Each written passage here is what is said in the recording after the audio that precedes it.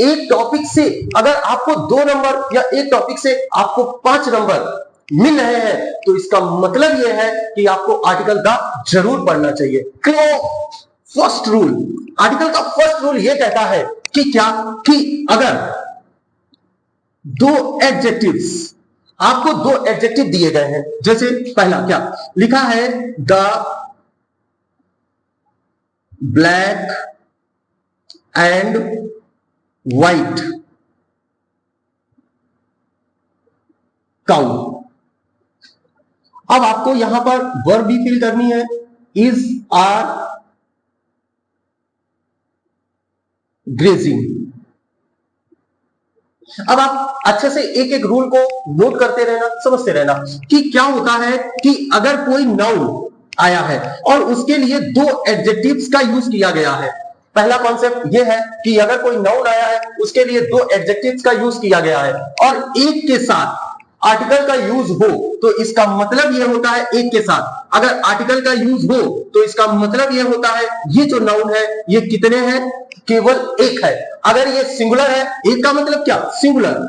अगर ये सिंगुलर है तो इसका मतलब है उसके साथ वर्ब भी कौन सी लगेगी, सिंगुलर लगेगी।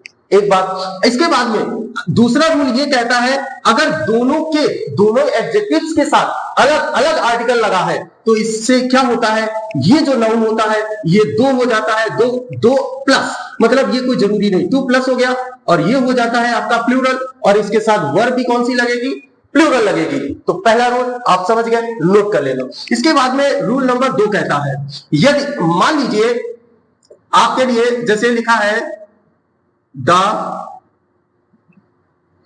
Principal and manager is are coming. अब एक बात, रूल नंबर आप सेकंड समझे, यदि कोई 2 नाउन, यदि कोई 2 कॉमन नाउन, प्रॉपर नाउन नहीं, यदि 2 कॉमन नाउन आपको दिए गए हैं और उसमें से एक के साथ, पहले वाले के साथ आर्टिकल का यूज है, तो अब आप ये दोनों जो आपको नाउन दिए गए हैं इनसे एक व्यक्ति का बोध होता है, मतलब ये दोनों व्यक्ति कौन है, प्रिंसिपल भी वही है और मैनेजर भी वही है। तो इससे क्या होता है, ये दोनों व्यक्ति एक है, जो व्यक्ति एक है, जो एक होता है वो सिंगुलर होता है, उसके साथ वर्ब भी कौन सी लगती है, सिंगुलर वर्ब लगती है। अब देखो यहां पर अगर दोनों के साथ अलग अलग आर्टिकल लगा दिया जाए तो इससे क्या हो जाता है, ये एक व्यक्ति है और ये एक व्यक्ति है, मतलब 1 मोर देन पर्सन्स हो गए। और जब 1 मोर देन पर्सन्स हो गए तो इसका मतलब ये हो गया प्लूरल। हमारा जब सब्जेक्ट हो गया प्लूरल तो उसके साथ वर्ब भी कौन सी लगेगी, प्लूरल। बोलो क्लियर हुआ ना? अच्छा, तीसरा रूल ये कहता है कि क्या, कोई भी मटेरियल नाउन हो, कोई भी एब्स्ट्रैक्ट नाउन हो, चाहे आपका मटेरियल नाउन हो बेटा, चाहे आपका एब्स्ट्रैक्ट नाउन हो, इनसे पहले नो आर्टिकल, क्या, नो आर्टिकल, मतलब इनसे पहले आर्टिकल का यूज नहीं करते हैं। क्लियर? लेकिन अब आप समझो कि जैसे लिखा है the water of the Ganga, एक और लिखते हैं the honesty of Ram, the gold of my ring. अब आपको क्या करना है कि किसी भी मटेरियल नाउन के साथ, किसी भी एब्स्ट्रैक्ट नाउन के साथ कोई पर्सन या थिंग जोड़ दी जाए, समझते रहे ना। जैसे ये क्या है बेटा, मटेरियल नाउन है ना वाटर, ये गोल्ड क्या है, आपका मटेरियल नाउन है, और ऑनेस्टी क्या है, आपका एब्स्ट्रैक्ट नाउन है। अगर इनके साथ देखो, इसके साथ गंगा को जोड़ दिया गया, इसके साथ राम को जोड़ दिया गया और इसके साथ माई रिंग को जोड़ दिया गया, तो ये सब हो जाते हैं खास, और इनसे पहले हमेशा आर्टिकल द का यूज हम जरूर करते हैं। तो the water of Ganga is not polluted, the honesty of Ram can not be doubted. तो the honesty of Ram can not be doubted, और the gold of my ring is pure. अब आपके समझ में आया। रूल नंबर 3 ये कहता है कि किसी एब्स्ट्रैक्ट नाउन या मटेरियल नाउन के साथ उसको किसी व्यक्ति या वस्तु से जोड़ दिया जाए तो ऐसी स्थिति में आर्टिकल द का यूज उसके साथ हम जरूर करते हैं। बोलो, ये भी आपको समझ में आया? क्लियर। इसके बाद में रूल नंबर 4 ये कहता, लिखते रहना। बहुत सारे रूल्स बताऊंगा जो आप इनसे आपके इसके अलावा इनसे बाहर आपके पेपर में क्वेश्चंस नहीं आएंगे। तो अगला रूल ये कहता है क्या कि जैसे कोई एडजेक्टिव लिखा है, जैसे लिखा है बेटा पुअर, पुअर। अब जैसे एक सेंटेंस जो लास्ट ईयर मतलब आया था हाई स्कूल के एग्जाम में, वो आपसे मैं क्वेश्चन शेयर करना चाहता हूं। तो लिखा है पुअर, इज भी हो गया और आर भी हो गया, ऑनेस्ट। अब यहां पर पुअर इज ऑनेस्ट, बेटा वर्ब जब भी आती है उससे पहले कोई ना कोई एक नाउन आता है। अब आप समझे, नाउन आता है, लेकिन ये है क्या हमारा एडजेक्टिव है। तो किसी भी एडजेक्टिव से पहले जब हम आर्टिकल द का यूज कर देते हैं तो वो एडजेक्टिव जो होता है नाउन में चेंज हो जाता है, और नाउन भी वो कैसा होता है, प्लूरल नाउन कहलाता है। जब वो प्लूरल नाउन हो गया तो बोलो बेटा उसके साथ वर्ब भी क्या लगेगी, प्लूरल लगेगी। ये बात भी आप समझ गए। तो यहां पर ये कोई भी एडजेक्टिव जिसके साथ आप, जैसे यहां पे आप द ब्यूटी लिख दो, the,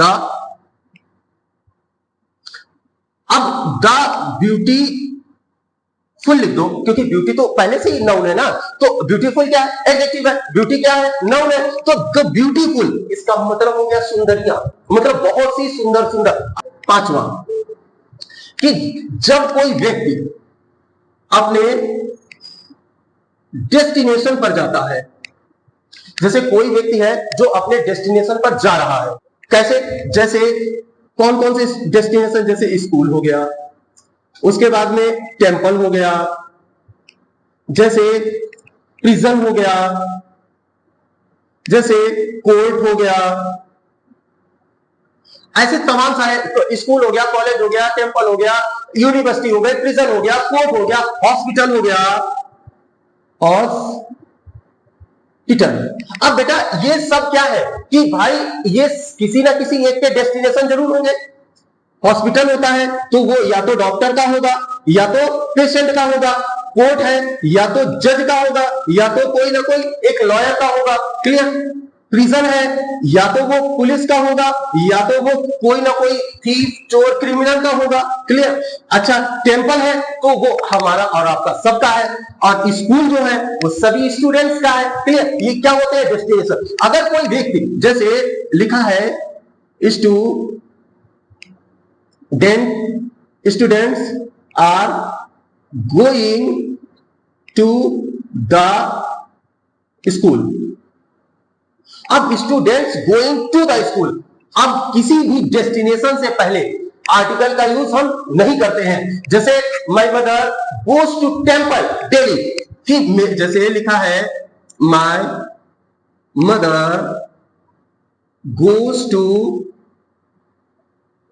temple daily.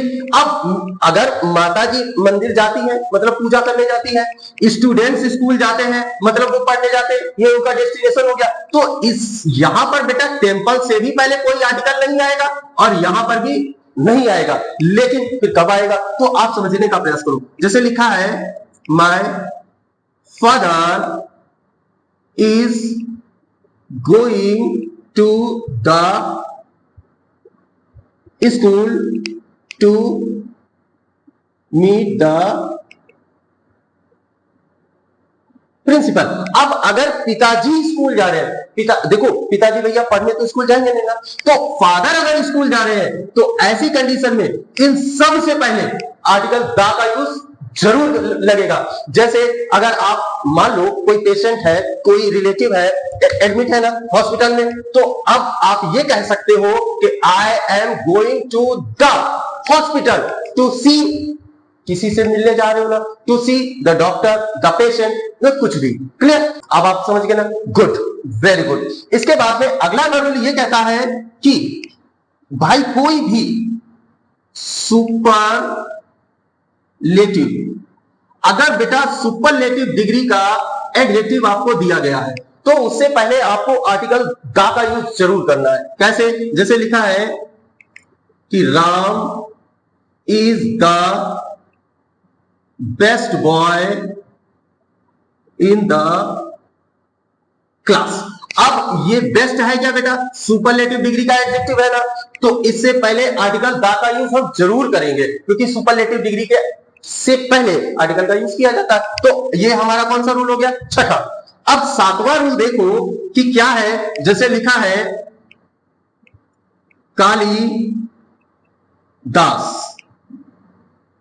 Kalidas is the Shakespeare. ये बेटा शेक्सपियर लिखा है, आपको स्पेलिंग अगर याद ना रहे तो आप इसको शेक्सपियर भी कह सकते हो, लेकिन बोलने में नहीं, लिखने में। ये बात समझ गए ना? Shakespeare of India. अब आपको क्या है कि कोई यहां पर ये कौन सा नाउन है? Proper noun. शेक्सपियर कौन सा नाउन है? Proper noun. लेकिन जब कोई दो बड़े हो, जैसे भाई कालिदास भी बहुत बड़े लेखक काव्य के रचयिता है और शेक्सपियर भी ऐसे ही है, तो दो बड़े व्यक्तियों में तुलना, दो महान व्यक्तियों में जब तुलना की जाती है, ठीक है, तो ये जो दूसरा नाउन हम यूज करते हैं, ये नाउन बेटा कॉमन नाउन की तरह वर्क करता है। किसकी तरह? कॉमन नाउन की तरह वर्क करता है। तो जब ये कॉमन नाउन हो गया, भाई तुलना करा रहे हो ना कि Kashmir is the Switzerland of India, तो ऐसी कंडीशन में जो दूसरा वाला आपका प्रॉपर नाउन लिखा होगा, जब कॉमन नाउन की तरह कार्य करेगा, तो उससे पहले आर्टिकल द का यूज हम जरूर करेंगे। अगला लिख सकते हो, Kashmir is the Switzerland of India. समझ गए ना? भी कश्मीर है और स्विट्जरलैंड है, कि स्विट्जरलैंड की तुलना, कश्मीर की तुलना स्विट्जरलैंड से कर रहे हैं। ऐसे क्या हो गया? स्विट्जरलैंड एक कॉमन नाउन की तरह कार्य करने लगा। इसके बाद में अब देखो कुछ आगे अगले कि किनके साथ हम आर्टिकल द का यूज हम जरूर करते हैं, तो देखो समझने का प्रयास करो भाई। अगला आठवां ये कहता है बेटा कि क्या, कि जैसे कोई माउंटेन हो गया, रिवर हो गया, सी हो गया, ओशन हो गया, कोई ना कोई फेमस बिल्डिंग हो गया, न्यूज़पेपर हो गया,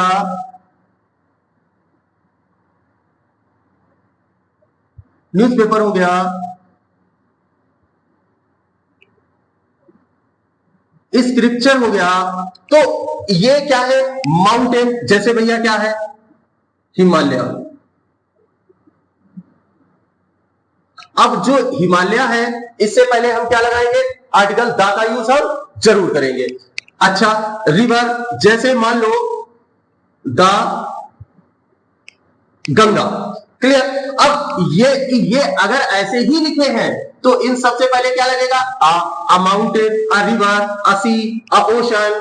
क्लियर? लेकिन अगर उनका नाम दिया, इन सबके क्या है? नेम।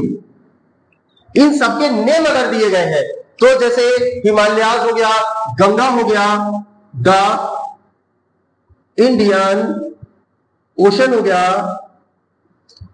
जैसे द LSD इंग्लिश क्लासेस हो गया।